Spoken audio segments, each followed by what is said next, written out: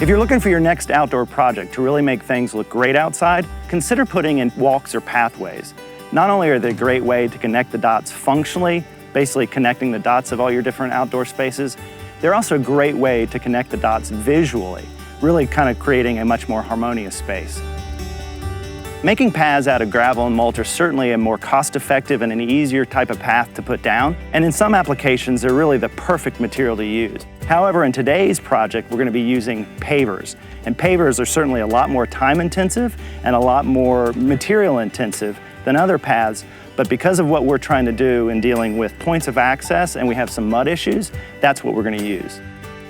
First up is to identify and measure the location where your walkway will be placed. Today we'll be connecting 3 high traffic areas, a pool, back access door, and a fire pit. Next, to make way for our paver walkway, use a sod cutter to remove the existing sod. Today's newer model cutters can be rented at a local tool store and are surprisingly easy to operate. With the sod out of our way, you'll next need to level and prep the area with a base mixture of sand and crush and run. The next and very critical step is to compact the base with a tamper.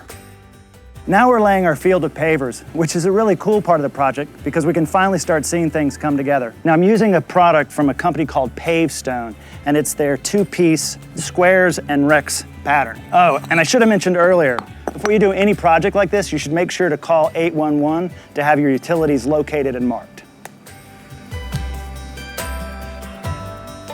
Once my 3-foot wide squares and rects pattern is in place, I'll then install a soldier course to tie the walkway in.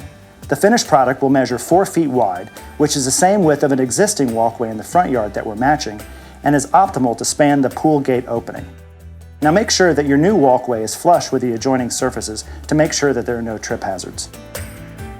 So there you have it. I told you this project was much more difficult than the others, but as you can see, it was well worth it. But I hope you have found these walkway tips helpful. And as always, please check us out on weareexmark.com for more done-in-a-weekend project ideas.